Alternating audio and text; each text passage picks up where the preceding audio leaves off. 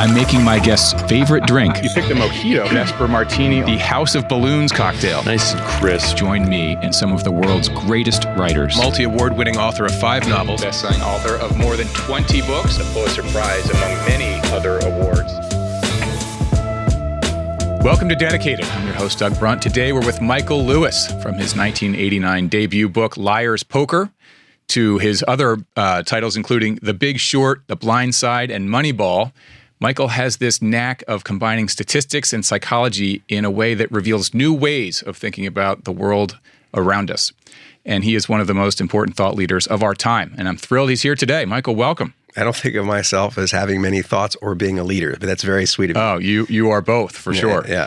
And I know the drink selection today is the New Orleans drink, Yes. the Sazerac. Yep. So we'll get going. I grew up in New Orleans, and this was, it's very hard to find it made outside of New Orleans the way it tastes in New Orleans. And I've never figured out why.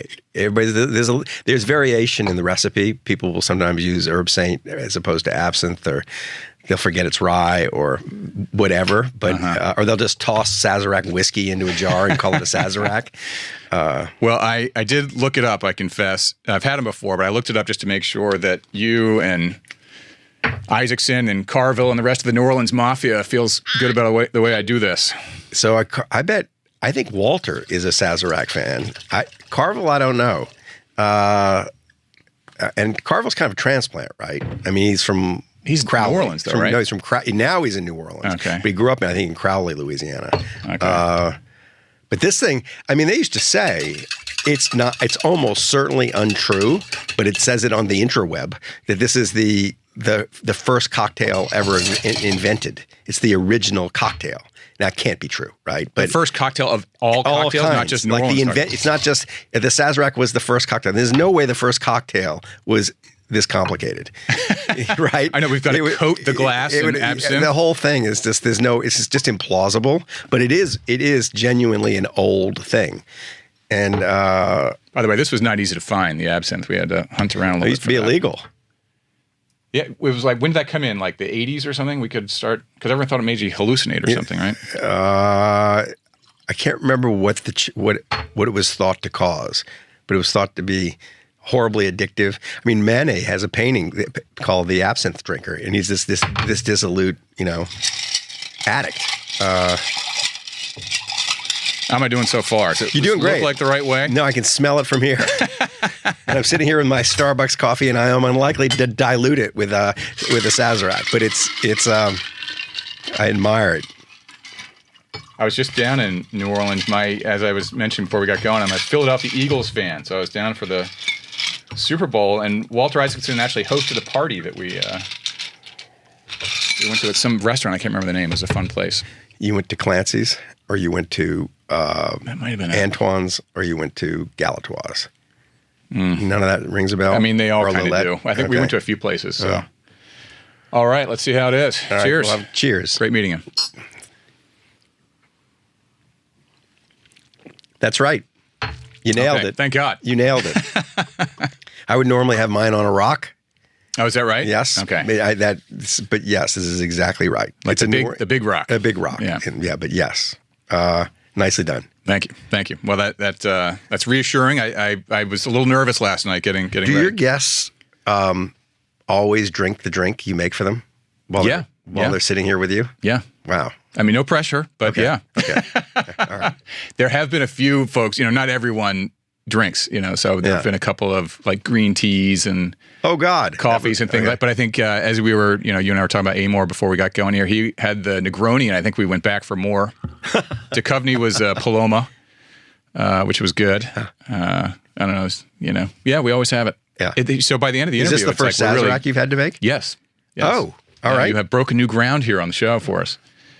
I'm glad to be original. Well, so anyway, I would have that regularly in New Orleans and almost never outside New Orleans. Yeah, so just sort of a signature drink at certain bars down there. And New Orleans had a great feel. We loved it down there. Walking around because the whole Super Bowl thing is like a weekend. Right. There's stuff going on all over the place.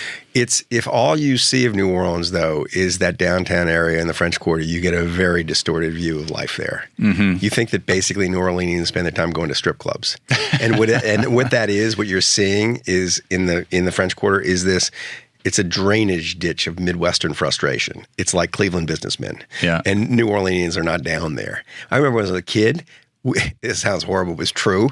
For entertainment, I'd hop on the streetcar with my friends. It's like at age 13. And we'd go down and follow hookers around and watch them picking up the Midwestern businessmen. And our view was, God, how sad those people are that they're like they come down here for this, and we let them do it. Yeah. But it's not like we're doing that. Yeah. But the view from the outside of the city is it's kind of sinful. Like it's filled with it's associated with sins. You can get to go there and let your hair down and do all this stuff.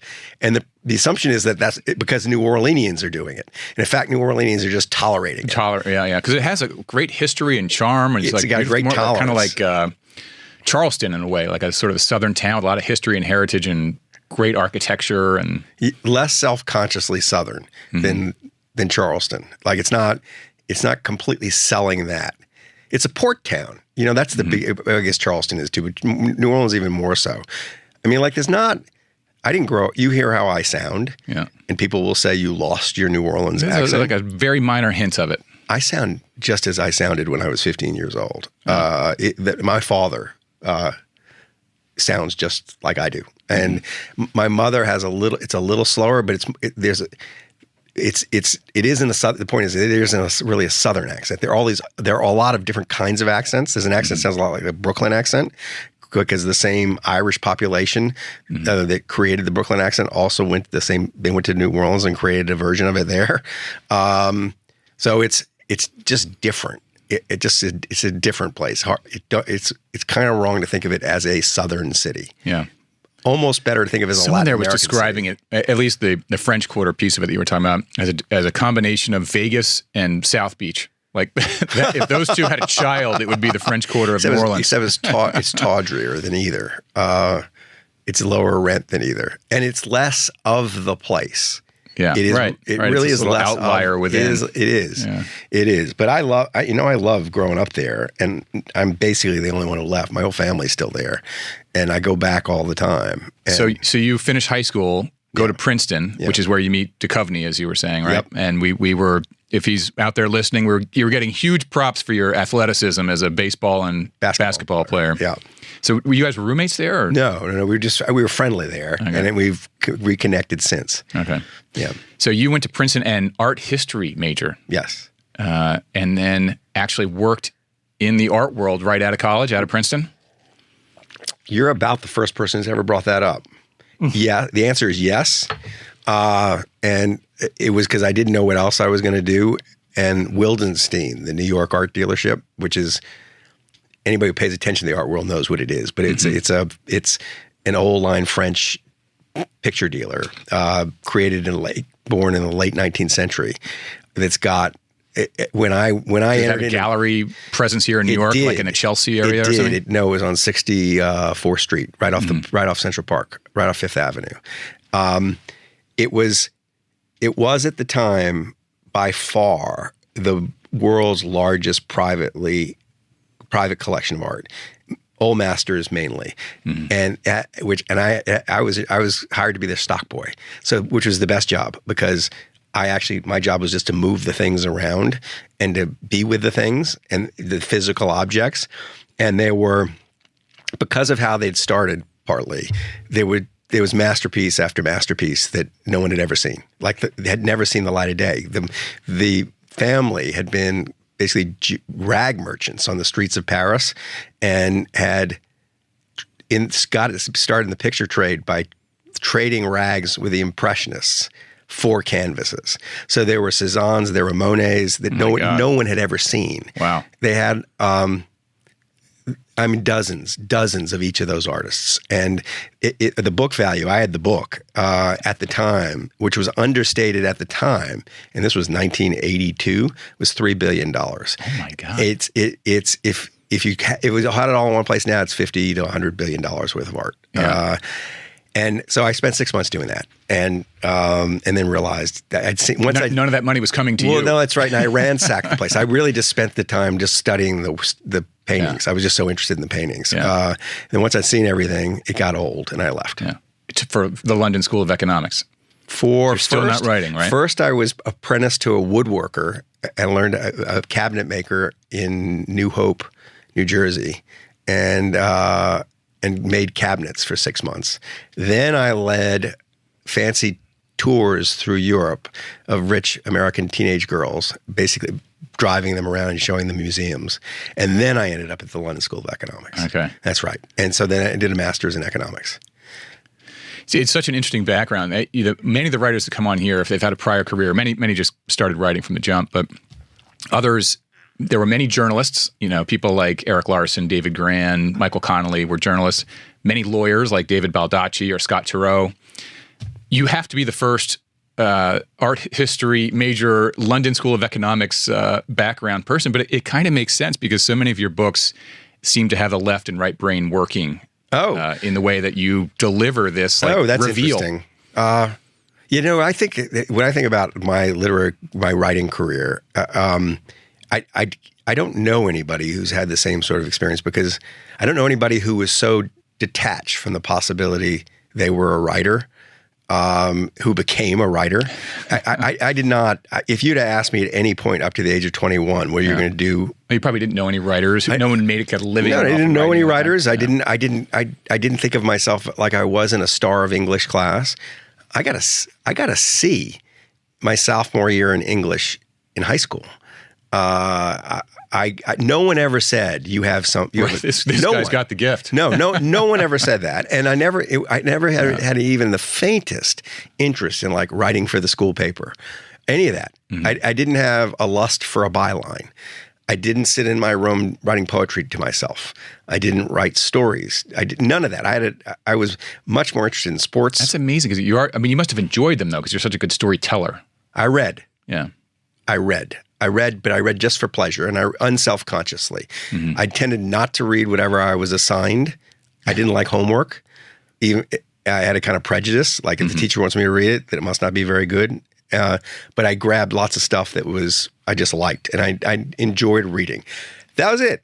Mm-hmm. In my senior year in college, they made me write a thesis to get out of the place. And the thesis was not trivial at Princeton. It was a book. It was 60,000 words or whatever. It was a lot. This is the Donatello. This is right. Yeah. And it was the first time I tried to kind of master something and write about it.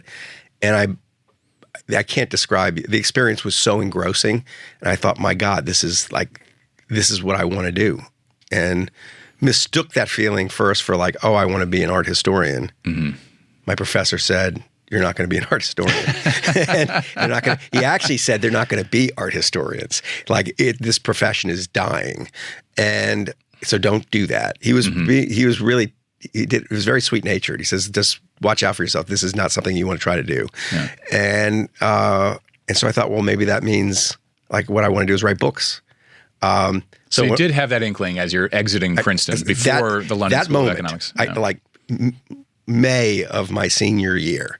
Yeah. The thesis is in, I get it back. I get the response that yes, actually what you did was remarkable. I was not a remarkable student, but I had a remarkable moment. Mm-hmm. And I thought I want to keep doing this remarkable thing. That's cool. But it took you a little while to round back to that because after London, you go work for the famous Salomon Brothers. Yes.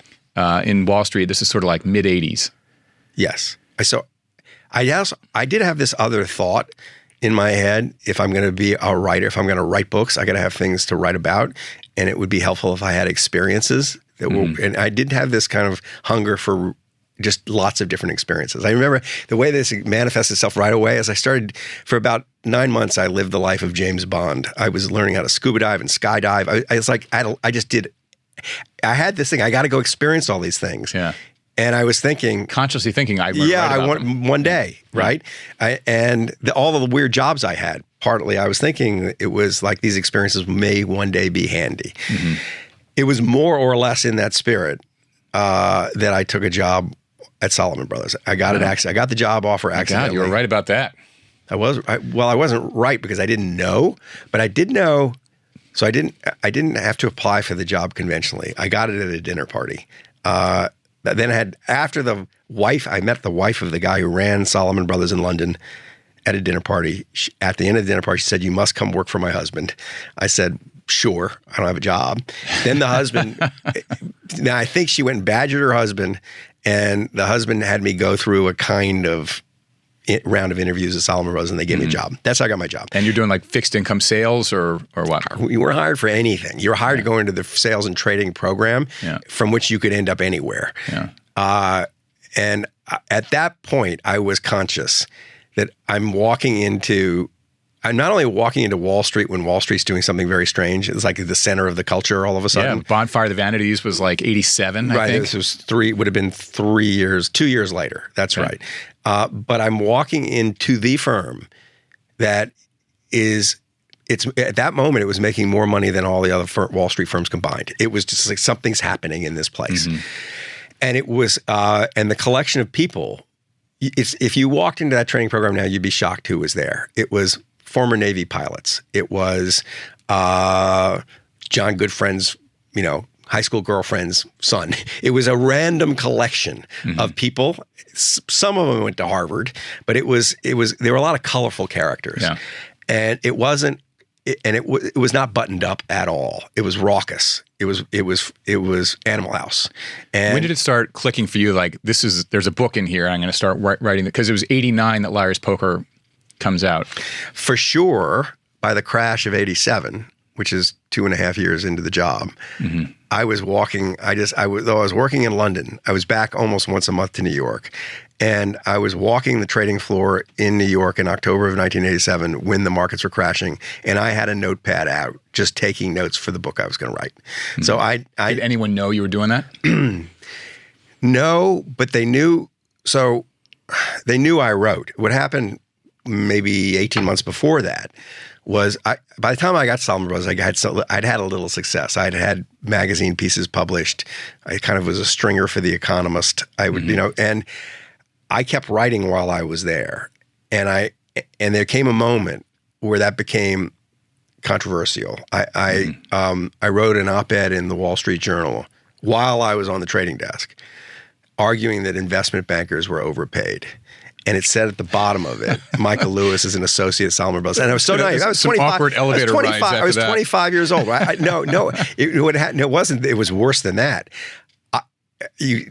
I swear to you, this is true. When I came in the next morning after it was published, after it was published, I thought everybody's going to be so envious of me, or they're going to. I'm proud. Like I have a piece in. It's like the Jerry Maguire. Yeah, moment. I have a piece in the Wall Street Journal. Instead, waiting for me is that poor man whose wife made me hire him, the guy who ran the place, and he is ashen, and he says, Do you know what you've just done? It really is Jerry Maguire. What do you mean? What do you mean what I just done? And I got a piece of the Wall Street Journal. He says, no, he's like this. He's rubbing his eyes. He's going, Michael, I've spent all night. He was really sweet about it. I've been up all night with the board of directors. This thing is all over the United States. It's being reprinted in, like we found out, in the Minneapolis Star Tribune. It's everywhere. And he said, You can't do this. And I said, but Charlie, I really want to write. Like, I'm going to keep writing. And he goes, no. He says, what are we going to do? Like, you can't be here and do this. And I said, like, what if I wrote it under a different name? And he said, that could work. You could write it under a different name. And we figured out what the name was right then and there. We picked, and I found out this was not an uncommon strategy with writers. My mother's maiden name. I wrote under the name Diana Bleecker. And I'd done that and I was publishing a couple pieces in the New Republic at the time, which was a big deal. Under Diana Bleecker. And what happened right around the time of the crash of 87 was, and Diana Bleeker's pieces. And you were also keeping notes on what became Liar's Poker. That's right. Were you going to publish that under Diana Bleecker at one point? I didn't have that clear a plan in my mind. But I was writing about Wall Street. And I would come, it happened a couple of times where I would come in And the trading floor in London was massive. It was bigger than the New York trading floor. It looked like a couple football fields put together. And you could see, as far as the eye could see, mimeograph copies of my article. It was all over the trading floor. People were reading it. No one would have any idea I wrote it. It was like, how does this guy know this kind of thing? And I knew there was a real interest in what I was in the material, even from inside. Like, this is generally true, that people don't know the story they're living until someone writes it for them. And people were aware that, wow, we're living in an unusual time, but to see it put into words was kind of cathartic for people. Yeah. And what happened one night, I was living in Hampstead in a little house. I got home and there was I got a call from a guy an editor in New York named Ned Chase, who was Chevy Chase's dad. He was a big-time editor at Simon Schuster. Mm-hmm. And he called and he said, I found out you're Diana Bleecker. and we want to talk about offering you a book contract. And so from whenever that happened, it was around kind of fall of 87, I thought, I'm doing this. Like, if someone's going to give me a book contract, it was way less money than I was making at Salomon Brothers, but like, I can do this, I'm going to leave. So at that moment, I was out in my head. I had to wait until end of January of 88 to leave because my bonus didn't hit the bank account until January.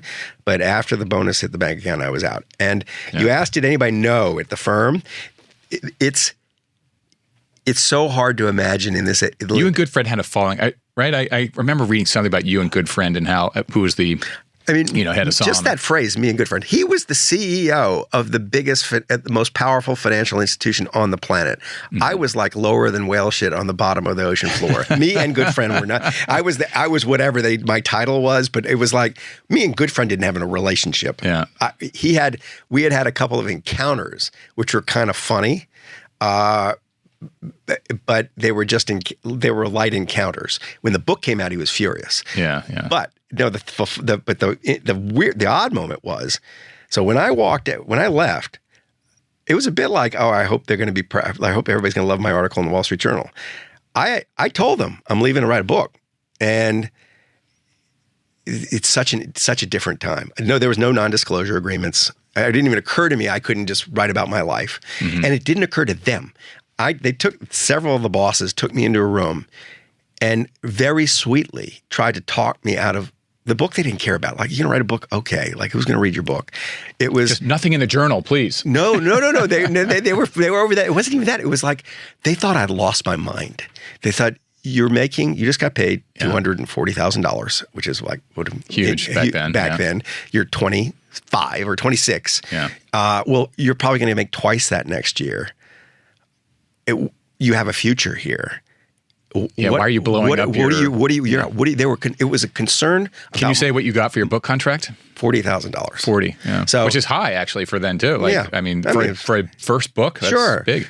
But they were concerned for me and my mental health. They thought I lost my mind. And it was just, my father had the same reaction. It's like, what are you doing? Yeah. He couldn't believe how much money I was making. You're hopping off the gravy train? He said, just wait 10 years. Yeah. And this is what mystifies me about Amor Tolles, who did wait 10 years, wait 20 years. Yeah. I looked ahead of me in that firm, and I thought, I saw the ancient 36-year-olds. Mm-hmm. And I thought, would any of those people ever leave? And would any of them even have the desire anymore to write a book? Mm-hmm. And I thought, no, they won't. They wouldn't. And I'm going to be them one day. What's the likelihood that I will be exceptional that way? So I got myself out, it was a bit like before it. Well, if the book is burning, you gotta strike while it's hot. Yeah. So Liar's Poker comes out in 89, and I got out of college in 93, and my first job was in finance. And I got to tell you, it was almost like Liar's Poker was part of the employment package. Everyone who went into finance read that book. And it was almost like, do you know the Scott Turow book, 1L? Yeah, of course. It was like that. Yes. Everyone who goes to law school, probably to this day, but certainly through the 80s, 1L came out in 77. Probably to this day. Everyone who goes to law school reads 1L by Scott Turow. Right. That was like, you're the 1L of finance. Everyone read Liar's Poker who got into finance. And you wrote it, I don't know if you deliberately wrote it to be this scathing critique, but it certainly wasn't meant to be flattering. No, but it's funny. But it was taken as like people read it with a badge, like this is awesome, and it was almost like a lure to get into finance, I think. Yeah, it was. I didn't have I really loved a lot of my colleagues. I mean, I was angry. If I was angry about anything at Salomon Brothers, it was that it was so mismanaged that when you mismanage a big institution, it ends up getting kind of cruel towards some of the employees. It was like they just mismanaged it. But I didn't care that much about that. I cared a little bit about, I thought it was dumb. I still think it's dumb that it's just the default move for college, especially elite college graduates, to just go to Wall Street because they can't think of what else to do. And then it becomes their life. And I'd watch some of my classmates at Princeton who I really could have had brilliant careers doing other things, being distracted by the money. And by the sense of having the right answer to the question, what do you do? You know, they gotten so used to being the people being impressed that when people asked them where they went to school, they'd say Princeton. They like that feeling. Who doesn't like that feeling? They wanted to have the similar sort of thing from where they worked. What are you doing? I'm working at Goldman. And I thought if I could undermine that, it would be good for the world. I failed spectacularly to undermine that.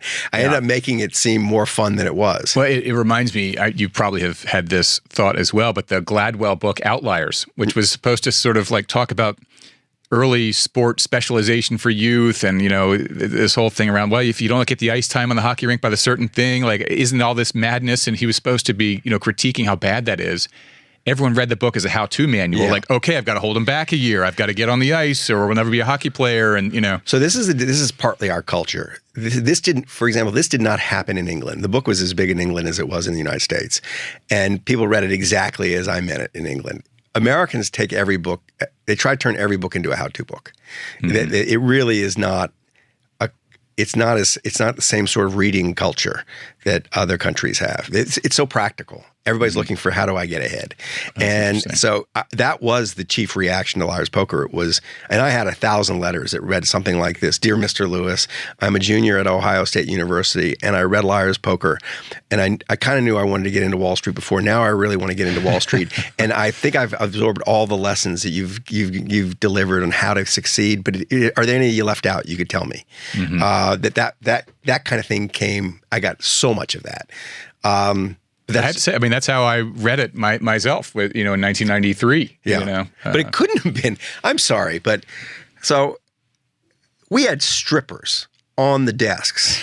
Like they'd be standing. That you'd be doing your job, and some stripper would come and start dancing right there, take off all her clothes in the middle of the day because some other guy thought it was funny to hire the stripper to come in. I mean, it's a different world. This could not have been useful to you anywhere else, anytime else. It really isn't, because the 80s, maybe, I mean, really, I guess pre that 87 crash, that was the heyday of the sort of travel entertainment piece of Wall Street, and Salomon was the center of the universe. If the travel was to like Scores, yes.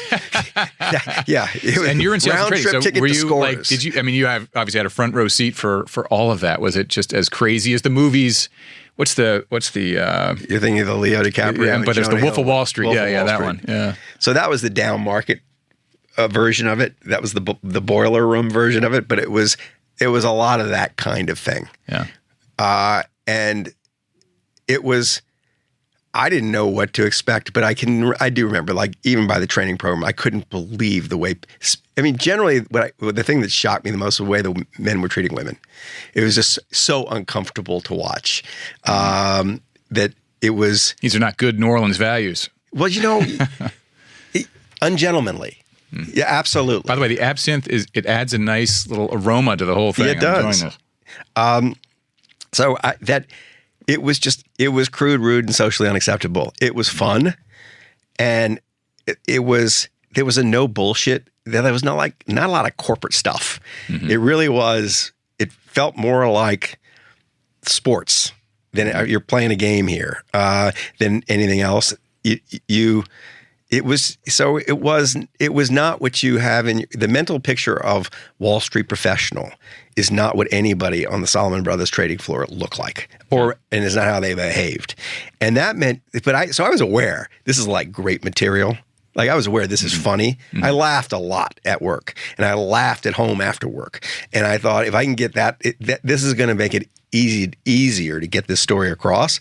if it's as fun as it was, funny as it was. I mean, who as a 23-year-old, who wouldn't want that gig? You're making tons of money. You're doing, it's like a giant. New York City is an amazing playground if you have a little disposable and you felt like you income. Just for the 6 months in the training program, you were sitting at the very center of the financial world at a time when the financial world had weirdly this very center. It doesn't have it now. I would think like, where would you put someone that age to give them the equivalent education that you could get at Salomon Brothers today? And you'd need 3 or 4 different places. You couldn't get it all in one place. It really, so that was, for someone who's just kind of curious how this world works, it was the very best place. So Liar's Poker, The Big Short, and other of your books critique the sort of darker underbelly of Wall Street and the U.S. financial system. How would you characterize the bright side? Like what is, where's the utility and the functionality of it? Say something nice about me. Yeah, exactly. If you were going to say something nice about me, what would it be? Yeah. You're a very good-looking man. So let's say something nice about Wall Street. So much of it is so unnecessary, it seems to me. So that's not a nice thing.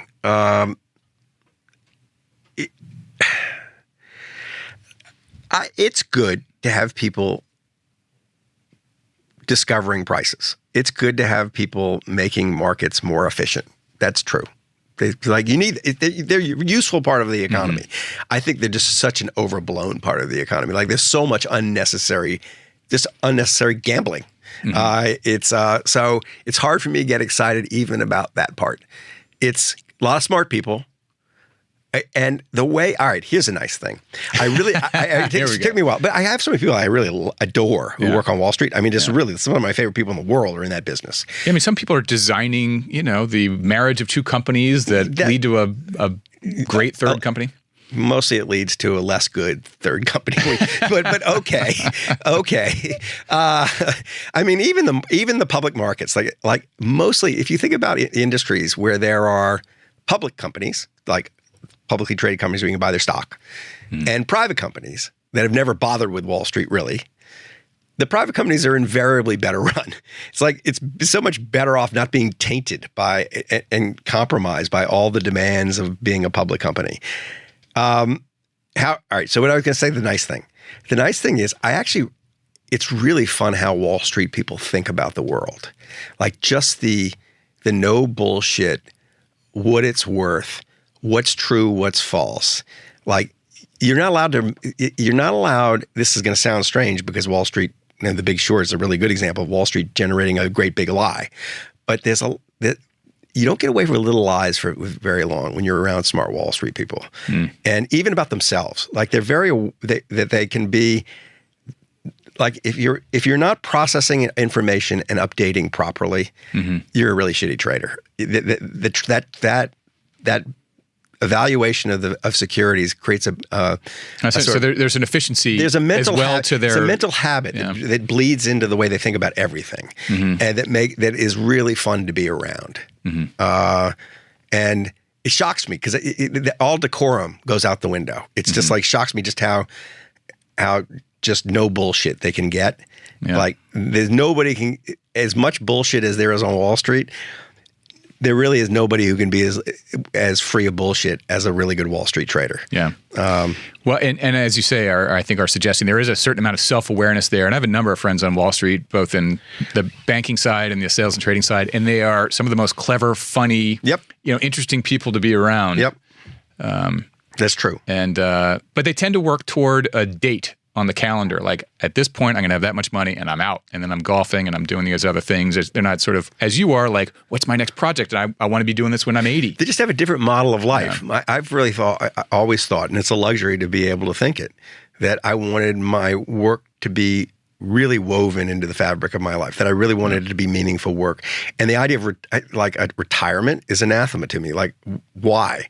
Like, if it seems so damning to me to be spending my life doing a job that I really want to do is retire from. That I want to do a job I want to write till I die, and I will. because it gives me that kind of pleasure and it feels like it's that full of meaning. So that other thing, I don't think there are some Wall Street people who really are so connected to the thing that they can't imagine not doing it. Yeah, I agree. Warren Buffett. Yeah, right? exactly. So there's someone who found incredible meaning in the markets. I think you can, but you're right that it does lend itself to I'm just going to make a pile of money and get out when I'm 45. When I hit my number. Yeah. Right. Yeah. Well, that's actually a good lead into your process. And with your writing process, I want to start with your topic selection. And before we got going, you were saying you may know the next few already, which is an amazing and good feeling. But I was wondering if you have noticed a through line in your body of work. Is there something consistent that sort of connects all the books? Not really. And you can contrive something. If I was going to contrive something, it might be a persistent obsession with how people get valued and misvalued. Another one would be markets, like just the mistakes they make. But if you wanted to take the outside view of this thing, like what these books have in common to a reader, they might say he finds characters who are in some sort of opposition to the world around them, and like some sort of conflict. Sees the world differently from most people and follows those people. That's mostly true, but the real truth is that it really is. I'm just stumbling through life. That I don't have a plan. I don't have a theory of my own books. I don't look for that's my kind of book kind of thing. I just am looking for things that make my socks go up and down to get me excited. There must be some criteria that you say, like, that's it, I'm doing that one. And I mean, it could be a random thing, but are there certain things that for these next three, what is it? They're ingredients. Like, I think that's it. It's like making a good gumbo. They're ingredients that they all need. And if they lack any of these ingredients, it's going to feel harder to do them. And so I'll be less likely to do them. But the ingredients are characters I really want to draw. Like, I just want to paint your portrait. I'm just interested in the way a photographer might come. Can I just take your picture? Because, I'm interested in how you look. So there's that. The situation, the character is in an interesting situation where there are things at stake that interest me, ideas that are in play. And then on top of all that, there's enough going on that the character in the situation is generating kind of scenic material. Like, I can write it as scenes. Like, ideally, it's kind of scene by scene construction, like a novel. Yeah, it's never really happens, but you kind of gun for that. And when I feel that those ingredients are present, and there's the back to the character. The character, I'm gonna have to spend so much time with the people at the center of the book that I have to really want to be with them. Like, I have to have that feeling like I can't wait to get back. Well, do you need a level of cooperation? All your stuff is like certain presentations. You do tons of primary research and interviews. Yes, couldn't. I don't even think of them as interviews. Have you ever started a book idea and then people are like, we're not talking to Michael Lewis. And then you had to shut it down? Once. I shot myself in the foot with George Soros long ago in 1992. And the mistake I made, I flew around Eastern Europe with him right after the fall of the Berlin Wall, and ostensibly to write a piece for the New Republic about what he was doing with his Open Society Network. He presciently, as always, even though democracy seemed to have just won and there was never going to be a challenger to democracy, he already knew that, like, if we don't get into these countries, the former Soviet republics, and help build the democracies won't last. That we'll get something else on the other end. It wasn't the end of history kind of thing. He was so right about it, and no one else was really saying that at the time. And so I flew around on his plane with him, just the two of us and a couple of his staffers. And that's amazing. At 92, you're still a young guy. You're like 32 or something like that? Yeah. That's right. I mean, you're a star. Liar's Poker's out. So no, there was a reason. This is interesting. You just picked up why was he letting me fly around with him? And the answer was, maybe it was partly Liar's Poker, but actually my biggest customer when I was at Salomon Brothers was the world's most interesting hedge fund manager.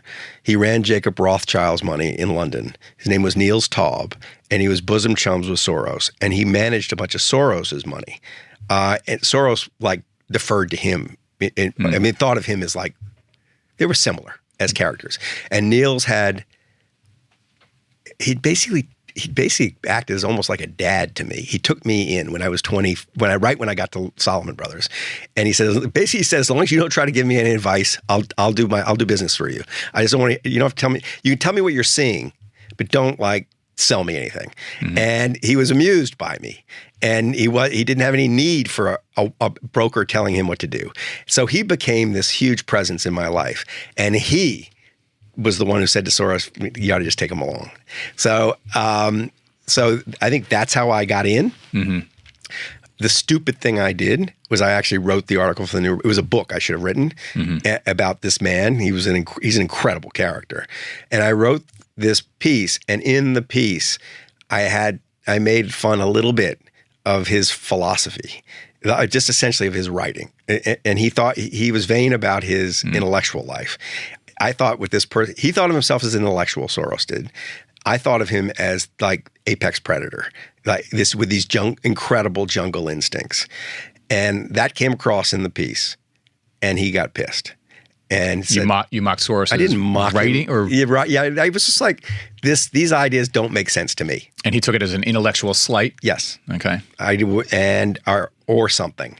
And my ticket into his life was revoked. Did you ever get to round back and I saw him? What do you know him present day? And I haven't seen him in ages, but I saw him at like a party once, and he was polite, but he was.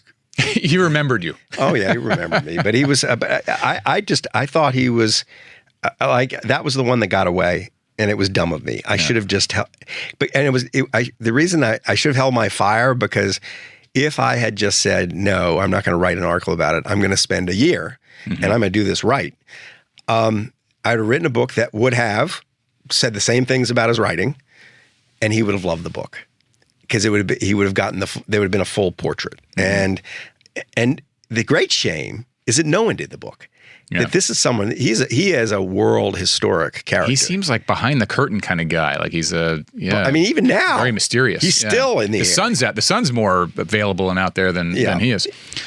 So you do all these interviews. Are you with the dictaphone or how do you conduct these interviews and then compile all the material? And are you firmly established, like this is on the record, this is on background, this is off the record, that sort of thing? Like just generally, it's loose in the beginning. Generally, I do not know if there's material here for a book or even a magazine piece. So just generally, when I start with subjects, I never record anything. And I've never recorded anything, one, because it's so tedious going back and having to listen to it all again. Just taking notes on paper. Just taking notes on paper. But even in the very beginning, often I don't even pull out a notepad and I say, look, this is like, I'm not even writing notes.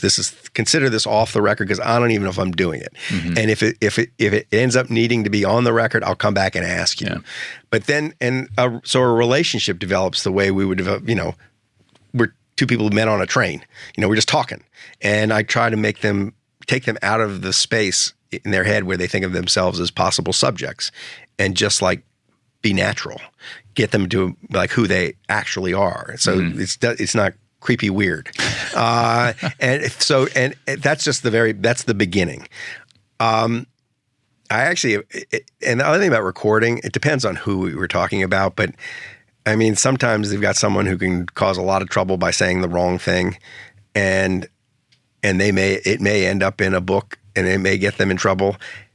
And I kind of like the idea of them being able to lie and say they didn't say it. If they have to say that, then I don't have a tape. I don't have a recording that says here they said it. Yeah. I've actually never had that problem.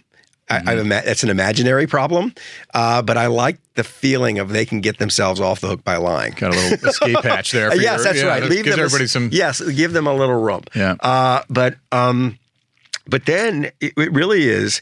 Once I decide it's interesting enough to pursue at length, like I'm going to write something really long about them, it really is going back over and over and over, and to the point where they just assume I'm in their lives, for a long time, and that the weird thing ends up being when I'm done and I'm not there, like where'd he go? That they get so used to me being there. It's like, how come he's not coming in anymore? One of the things you do so well in these books, you take all that material and then a lot of it's like super complex stuff. You know, your topics are not easily digestible, but you make it so, and often with analogies and things like that. Is there like a process of trial and error? Is there like, well, this analogy is going to sort of bring it home, or you know, how do you sort of bring it to a mass audience? This very complex stuff. I try to imagine my mother reading it, which is an odd exercise because she doesn't actually read my books. So so I'm imagining her reading it and trying to understand it. Yeah. So I think like I put myself in the position of someone who doesn't know anything about this subject. Sometimes it's very easy to do that because sometimes when I walk in, you don't know anything about like the subject. The premonition. I didn't know anything about virology, and I didn't know about infectious diseases. There was a science, or the Undoing Project. Cognitive psychology. I had to learn that from scratch. So I had fresh memories of what it was like not to know anything. The Big Short is a little tricky because I did know a lot about this Wall Street. It had morphed from my time there. The mortgage bond had morphed into the CDO squared, and it took a bit to get my mind around that. But I had to work a little bit to put myself in the headspace of someone who didn't know anything. To not take shortcuts and assume and in fact, the reader knows. And I also assumed, actually, at some point, it got so complicated with The Big Short. What they were doing was so complicated and unnatural and unnecessary. It was all about using complexity to hide risk. It was complexity as the new opacity. Yeah. But that I knew I turned to the reader at some point in the book in a footnote and said, look, you might not have understood that paragraph. I'm sorry if you didn't. It's okay if you didn't. The point was for you not to understand it. Like, these were created so you could not understand them. Yeah. So it's okay if you don't understand it. The story is still going to be a story, and you'll be able to understand the story. So it's sort of the complexity opacity thing. You're totally right. I've looked into this. I know a number of people too, and who are in that world. And the other piece, they layered on top a compensation scheme for these salesmen that was so crazy. Like, if you're going to compensate people based on volume, they're going to give you volume. Yeah, that's right. And there was nothing in the compensation tied to the quality of the mortgages that made up security. No. So, therefore, it was all garbage, and they were just pumping volume because that's how they were paid. That's right. You create this. My first big takeaway from The Big Short story was how terrifyingly powerful incentives are. That if you create, even these places, they're supposed to be the smartest about money in the world, filled with the best of the best, hired from the best universities, all of whom are trained up, and they manage to create this catastrophe. This machine for making really stupid financial bets. How did that happen? And it was because everybody was paid to do it. Yeah. That you can pay them. If you pay them to do it, they will do it. Yeah. So you got to be really careful about your own incentives. Like, you move through the world, watch for what those are, because they will guide you even if you don't know it. Yeah. All right. So we're moving off process here. Let's talk about some of the books. So 03 is you publish Moneyball. 06, Blindside. Blindside is the first big movie, though. In 2009, Blindside comes out. Was that where were the sort of big step changes you noticed? Like, you sit on an airplane and people are like, "Holy crap, there's Michael Lewis!" Like, or the sales go bonkers. Was it Blindside as a film? Blindside as a film, if I'm right, came out right when The Big Short was coming out. Blindside as a film I have is 09, and Big Short was 10. Okay. It was close, though. Yeah. It was close enough that all of a sudden, all the books seemed to be on the bestseller list at once. Yeah. And it was because of the Blindside movie, with the big combination of the Blindside movie with the Big Short book. Yeah. So the movies, the effect of the movies,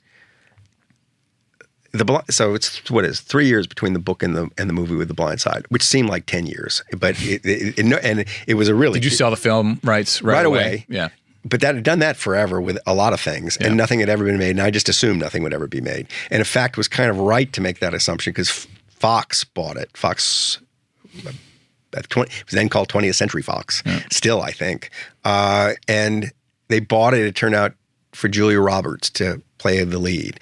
And when Julia Roberts said, when she said she didn't want to do it, they lost interest entirely. So they kicked it back to the writer-director, John Lee Hancock, and he trundled it all over Hollywood, and every single studio said no. He finally somehow ended up in the presence of Fred Smith, the entrepreneur who created FedEx. You know the name? No, I don't know him. I mean, he just died. He was a billionaire conservative guy who lived in Memphis, Tennessee. Okay. I mean, built FedEx from nothing, and he happened to have lived down the street from the Toohey family, the family that I was writing about, wow. And his son was dating the Toohey's daughter. So he had watched the whole story in real time. And he said, well, they won't, in his accent, they won't make it, I'll make it. It's a great story. And he says, but I'm just not going to pay anybody. And so he had a daughter who had a little movie production company, Molly, and they went and told the actors, Sandra Bullock, et cetera, and director John Lee Hancock, okay, we'll make this, but nobody's getting their Hollywood rates. And instead, they gave them all equity stakes. So he made it for whatever, $25 million. Mm-hmm. It grossed $300. So that was a good play for the actors. Everybody got rich. Yeah. Everybody, but I didn't get rich because I had net points. But then there's never any. You net. got rich on the book sales. Yeah. So what happens? That's right. So that moment So that had two effects. One is if I'm on an airplane and someone asks me what I do, yeah, and have you seen The Blind Side? That's all you got. That's all you got to do. That's all you got to do. And then but it had this other effect, and it's to this day that if I'm in red America as opposed to blue America, and I tell them I wrote, I don't know, The Big Short, I might get a blank stare. But if I tell them I wrote The Blind Side, yeah, it's like you wrote that. It is Moneyball too. Nope, it's The Blind Side. The Blind Side was everywhere in red America. The movie. Yeah, it's not a book reading culture really, but I don't have to pay for a meal in red America. Mm-hmm. It's amazing the effect. The other books are all play bigger in blue America. Mm-hmm. And so that it had that effect. It's sort of all of a sudden I had a different sort of audience. And the movies give me the answer to the question, what do you do for a living? I don't have to explain it. I just say, which of your books has sold the most copies? Do you know? I kind of knew the answer to this question 4 or 5 years ago because someone asked it and my publisher generated some numbers. And it turned out that at that time, and I think this is probably still true, there were four that were kind of tied at somewhere between 2 and 3 million. And it was The Blind Side, Moneyball, The Big Short, and Liar's Poker. Yeah. Liar's Poker, the only one that didn't have a movie made of it. Yeah. But everyone who got a job on Wall Street was reading that book for years. It still sells really, really well. So it's those four are more than any of the others. But I mean, Going Infinite, if Lena Dunham is writing the movie now and she's feeling very bullish about it and she's so talented, if that movie is what I think it is, that could be the... I read news somewhere that at one time you were thinking about writing the screenplay for Liar's Poker. Did anything come of that, or what's... God, that's funny you saw that. Kind of. Nothing good came of it. What happened... Here's a weird story. And this actually makes its way, I think, into the companion podcast we just did for the Big Short audiobook. One of the people I interviewed for this podcast was Steve Bannon. Mm-hmm. My connection to Steve Bannon, he bought the movie rights to Liar's Poker. Oh my God. I didn't know he was even in that business. You did know he was in that business. Where do you think his money came from? Seinfeld. Steve Bannon was involved with Steve Bannon went Seinfeld? From the Navy to Harvard Business School to Goldman Sachs to Hollywood. And he spent several years out in Hollywood, and he had these partners. Tom Mount was the one I knew. Another guy named Norman Twain. They had a deal, production deal at Warner Brothers. I didn't know Bannon was in that group. I didn't know who he was. Who knew who he was back in 1990? But they bought the movie rights, and I made the mistake of selling them outright rather than an option. So they're actually technically inside of Warner Brothers. Bannon told me, I just found this out like a month ago, that not only did he buy the movie rights, but he was so pissed off by how bad the script was they got out of a very fancy scriptwriter that he went off in a little dark room by himself and wrote a Liar's Poker screenplay himself. Wow. He was obsessed with this. Did you get to read it? Well, this is the next thing. I'm going to go see him, and he says he has a copy somewhere. So I want to read it. I want to see what he did. Steve Bannon's Liar's Poker. Is that crazy? I mean, it's crazy. Fingers crossed. I'd love to see that. By the way, to your earlier point, I think conservatives might buy more books than you think. You know, you look at Glenn Beck's success, O'Reilly's success. Like those conservatives definitely buy a lot of books. They buy, but those are books that are aimed at them and reinforcing their political prejudices. And the left does this too. I don't write books like that. I write stories. Yeah, you've never done a political book that I've never done a book that's like making an argument. Or trying to play to what someone's preconceived notions are. I just don't. That's not what I do. So I should have said my kind of book. Yeah. In Red America, it just doesn't have as big a market. Yeah. Except the Blindside movie did, and then they got to the paperback. But anyway, you asked me a question about did I ever write Liar's Poker. So there have been several attempts to revive Liar's Poker, and there will be several more, I'm sure. And one of the attempts was Warner Brothers asked me, with a guiding hand from some filmmakers, take a crack at writing a draft of the screenplay. And I like writing screenplays. I don't like taking my own books and turning them into screenplays. I've already made all these decisions about how the story gets told, and breaking your own thing and remaking it is so much harder than just starting from scratch. Yeah. And I did discover in the process, I think, that I probably am not suited to, I'm not the right one to write the screenplay for Liar's Poker, but that there's something there. Everybody agreed after it was done, like, you didn't nail it, but like there's this, their scenes, their characters, it could really work. And so it was alive briefly because of that. And then I don't know what happened. It's such a different craft. It is different. The screenwriting. There's so many great stories about, every writer I know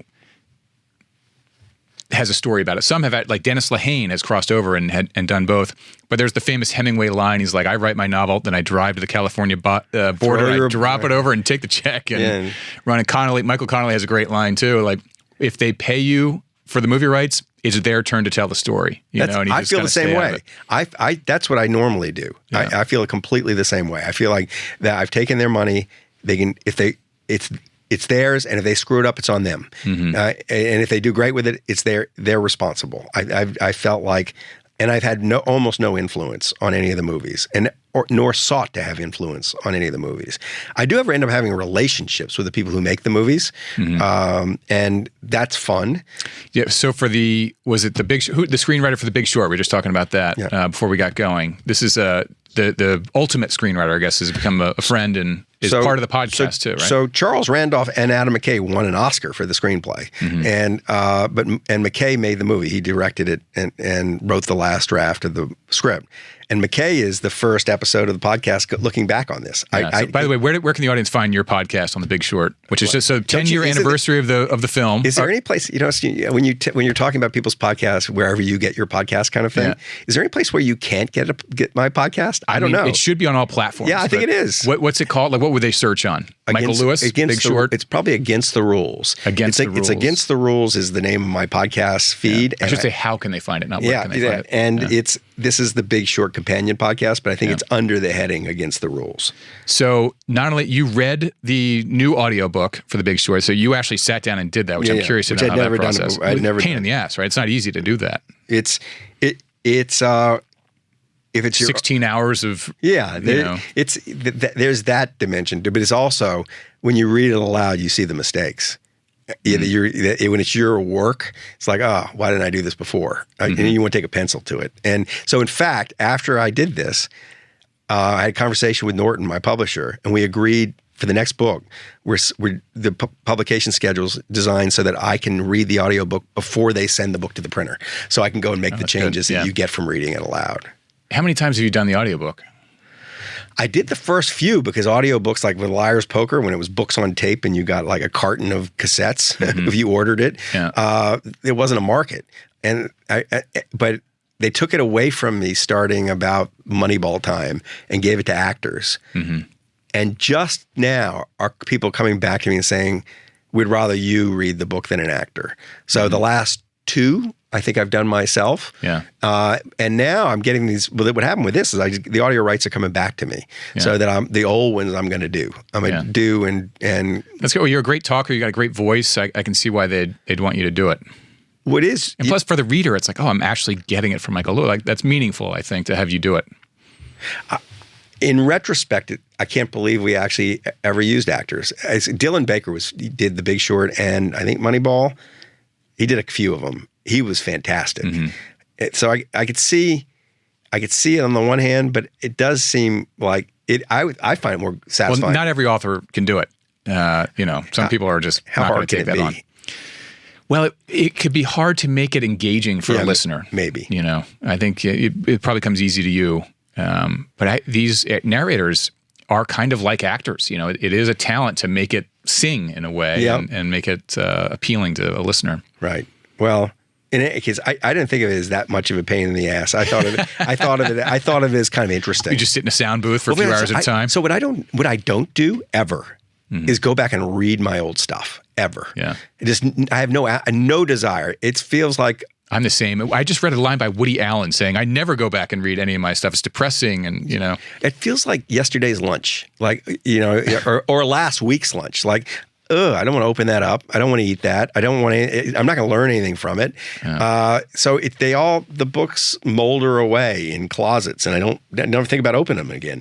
So this forced me to do that.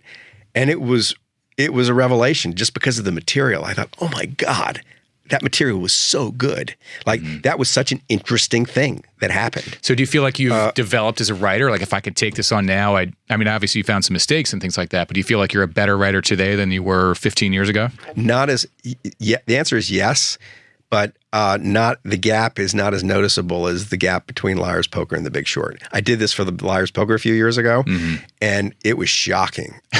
It was amateur hour. I mean, I was 26, right? Yeah. I was making up how to write a book. I was figuring it out on the fly. Yeah. And that was shocking.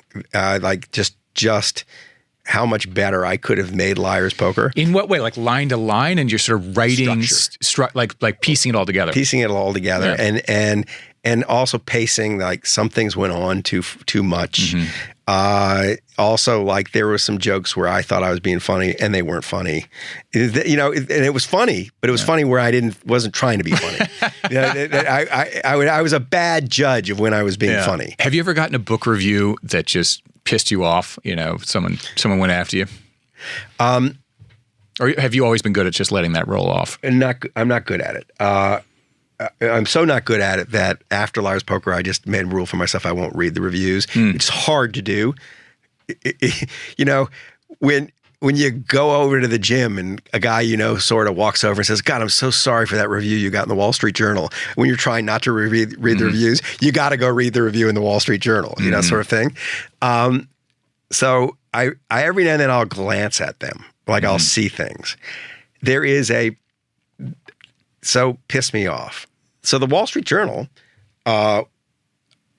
reviewed Liar's Poker negatively when it came out. And the review was, this is a little check from good friend around the side there, maybe. The review was, this is a boring book. It doesn't add anything to our understanding of Wall Street kind of thing, and you don't need to read it. Wow. That would have been the 3-sentence summary. That's like a knifing. But think about that. This book is now sold, I don't know, 3 million. Millions, yeah.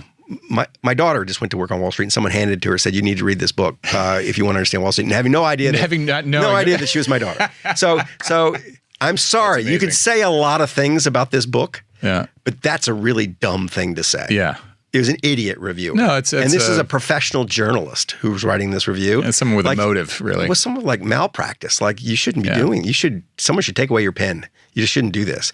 So I've had that feeling with reviewers. Like you just shouldn't be allowed to do this. So have you truly stopped reading reviews? I mean, I really don't read them. The next book has a New York Times review. You won't read it? I'll try not to. Wow. I'll hear about it. I can't not hear about it. Well, that's true. Yeah. There is a version of this. There have been times when I've had the feeling with the reviewers mainly I've gotten great reviews, so I mean, it's all been good. I read the blurbs on the back, and they're great. The ones they put on the paperback. So mainly I've been very lucky and I'm grateful for. I've had some really great reviews, all that. But there is this kind of reviewer that makes me feel that who is. Orwell said, he had that line about he was a professional book reviewer for a bit, and he said, being a professional book reviewer is pouring your soul down the drain a pint at a time. You start to lose the sensations that go with the pleasure of reading. It's just, another fucking book. Mm-hmm. And I have had the feeling that with the reviewers, when I've seen a review, that I'm basically in bed with someone who is incapable of sexual pleasure. It's like, I can't, there's no way I can ever, this person will never enjoy anything. Mm-hmm. And I've tried to give pleasure here, and they're just numb to it. Like they can't feel it. And so I try to keep it away because it just doesn't help. I mean, I learned pretty early that it was unlikely that a reviewer was going to find something in my book that I didn't know was there. And the Liar's Poker taught me that. And I knew there were some weaknesses with the book, and so it wasn't educational. Right. So and so since I've had friends say the same thing as this, is that they read their review. It's the most glowing review ever written about a book, but there's one line of criticism, and all they remember is the line of criticism. Totally, yeah. So you're getting no pleasure out of the review. So just stay away from them. Yeah. Like there's no real reason to read them.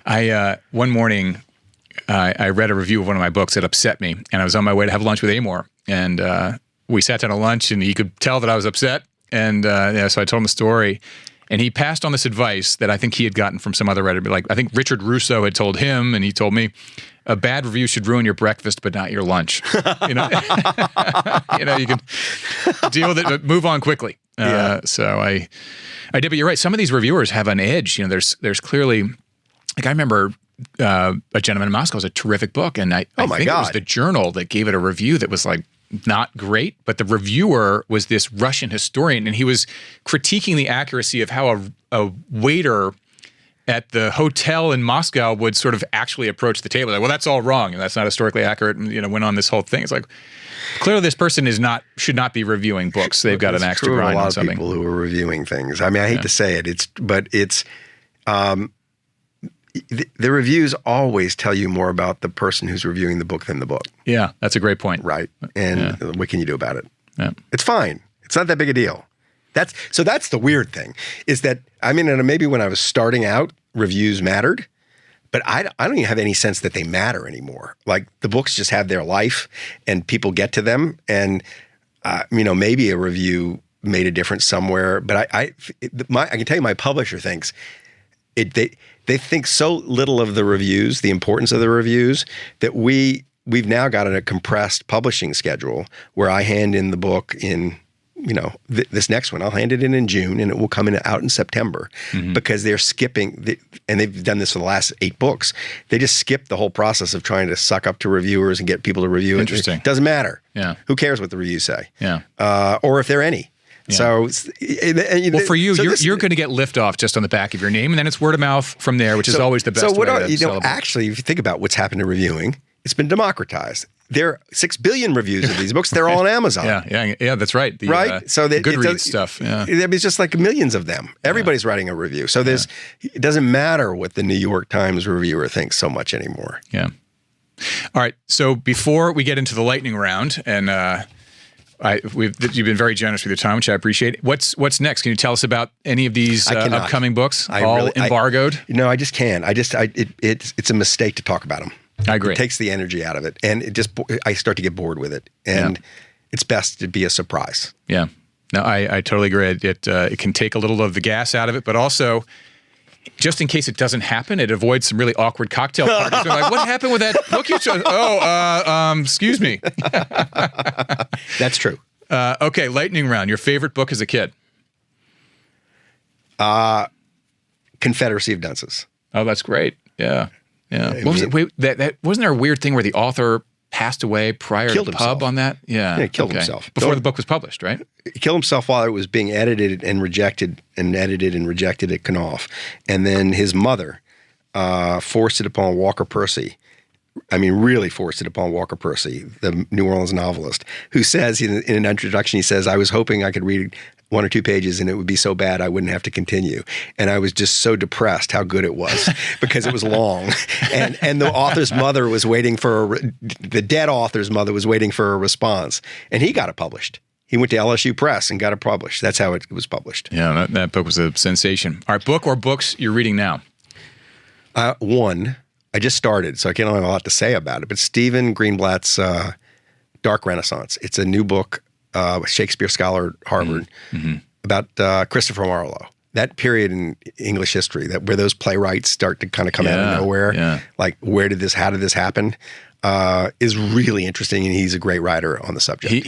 I've only read one book by him. He's amazing. I read The Swerve. Oh, The Swerve, The Swerve is insanely good. It is insane, I love that. Yes, Will in the World is also great. All right, this will be an interesting one for you. We ask all the hotshot authors always have a funny answer on this. Your least attended book event ever? I learned how to avoid them, but with Liar's Poker, I got to a bookstore in Palo Alto, and the book was only out a week or something like that. Nobody knew who I was, and there was one person in the front row, and I took her to dinner. I just said, I'm not going to give you a book talk. You just exited right away? Yeah, I just skipped it and took her to dinner. Yeah, that's funny. Amor's getting a lot of play here, but his funny line was, a 0 is better than a 1. Because you can just leave. Like if there's one person, you gotta do the thing. That's completely true. That's completely true.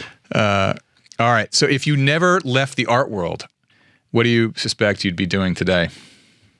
If I'd stayed in the art world, I think just what would happen is my first book would have been about the art world. I'd never written that book, but that would have been, it was natural material too. Yeah. Not as good. But if you say, oh, you can't be a writer and you've got to stay in the art world, I probably ended up as either a dealer, a private dealer, or working at Sotheby's or something. I don't know. God, you should go back and do one about the art world. I mean, like there's so many colorful characters over there. I just haven't. The problem is it's all billionaires, and in the end, it's all funny money. And nothing seems to be very much at stake. If I've had a couple of glimmers of thoughts about how to do it, and if a penny ever really drops, I will. I'm interested in the world. Yeah. All right. Okay, back to finance, though. Who deserves the harsher sentencing, Michael Milken or Sam Bankman-Fried? I mean, Sam Bankman-Fried. Michael Milken didn't take $13 billion of other people's money, and so it was more overtly criminal. I would not have put Michael Milken in jail at all. He served a little time, a couple years. Yeah, like but I argued back then that he's being punished for basically his virtue. So I had a lot of trouble with that. The way the world came down on him, and with Sam Bankman-Fried, even though he deserves a harsher punishment than Michael Milken, 25 years seems really excessive. He's appealing that right now. He's still in the process. Yes. Okay. Yeah.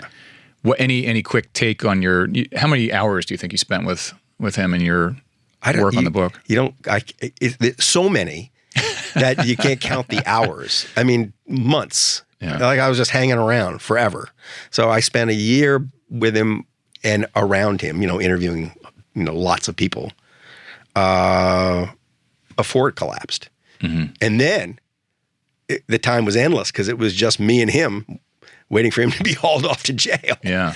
And his parents. Weird to think he's in a cell somewhere, I guess. Where is he? He's in Terminal Island on Long Beach. Okay. And he's in a cell. Are you in touch? Yes, but it's, I haven't visited him, but there's an email system. It moves at the pace somewhere between E and snail. It like someone is reading it before it gets passed on. But there's something called core links, correction links, and on that, if you get permission from the prison and from the prisoner, you can correspond with the prisoner. Oh wow! So it takes like a day. Someone will read it, make sure there's something crazy in there, and then off it goes. Some hours anyway. Yeah. Oh, that's interesting. All right. Okay, this will get to your uncanny knack of piecing things together. Of the NBA, NFL, NHL, and MLB, Major League Baseball, which league will see the highest ROI for team owners over the next 20 years? So the most valuable league, the fastest growing league, isn't on that list. So if you want to put your money in a league, put it in the Indian Premier League, the cricket league. Really? That's growing faster than the NFL ever grew. It has a shot at being the biggest professional sports league in the world one day. So who has a team? Like where should we be looking to purchase? So I own a little stake in the Rajasthan Royals, and tiny, but I mean, Rajasthan, that's in India. They're all Indian teams. It's everything in the nation. Is there anything in like Australia? No. They've ported it to South Africa and the Caribbean for it's 8-week season. So they're now 3 separate 8-week seasons, but the teams are based in India. So Mumbai has a team. Okay. But all right, leave that to one side. Of those, sticking to your question, the way it's phrased, who has the greatest upside? Yeah, NFL is obviously dwarfs all the others here, but the NFL is having real trouble getting any kind of traction overseas as much as it tries, and I don't think it will. I think the NBA has a real shot still of being a big time global. It is global, but an even bigger time. So I think I'd rather have the NBA's future. Interesting. Okay. Yeah, I remember the NHL at one point. It almost went like Bain Capital, I think, bought the league or something like that for not that much. So, but that doesn't seem to like get big lift off either. Right. Which is currently the most overvalued of those? Which is the short? Yeah, which is the short? None. So you'd be shorting it against something because you wouldn't want to just be naked short sports franchises. But if I had to bet against one, I say this with a real trepidation. So I just wouldn't do it. But if you made me do it and like you eat the losses and I get some of the gains, one of those kind of Wall Street trades where I take your money and I short something just for the hell of it, and it would be the NFL. And it would be the NFL because I think the CTE stuff is not going to go away. It's gone. Seems to have gone away. They seem to have sort of, and I think it's far more widespread problem that's being acknowledged. Yeah. And I think it's going to come to haunt them. It's so interesting you say that because I was just having this conversation 2 days ago because it was a big deal for a while. The NFL is such a juggernaut. They managed to have it go away. And then only recently is it sort of reemerging. I think there was a shooter who was sort of looking, and he turned out to have CTE. Yeah. There's a lot of work being done now to make it possible to test for it in a living person. While you're living, And once that happens, once that's possible and you find that, 1 million kids have it because they played high school football, that's where things turn a bit. I mean, that would be the short argument. It's like this also, and they just have had real trouble expanding out of this market. It's the threat from college football. They seem to be synergistic, but they're not exactly synergistic. Yeah. But having said all that, I don't think that's a smart bet. Like I wouldn't do it, but if you made me do one, I'd pick that one. Yeah. They're probably big and growing, but you're right. Overseas, it's soccer and rugby and cricket and all the others. Last question for Michael Lewis. One piece of advice for the audience. Well, I've already given you one. Be very careful about your incentives. And buy cricket teams. That's 2. Buy cricket teams. That's 2. So you want a third piece of advice. All right, here's one. Every day, look for the role of accident in your life. Like look for the randomness. Like wonder at just why you are where you are. Because the knock-on effect will be gratitude, and gratitude makes you happy. I love it. Michael, awesome to meet you. So fun. Thank you. Great. Thanks for having me. Cool.